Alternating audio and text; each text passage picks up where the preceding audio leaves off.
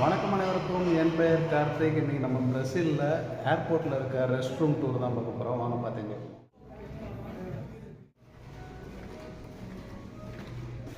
பாருங்கள் எவ்வளோ hand washing இருக்குதுன்னு லயனாக.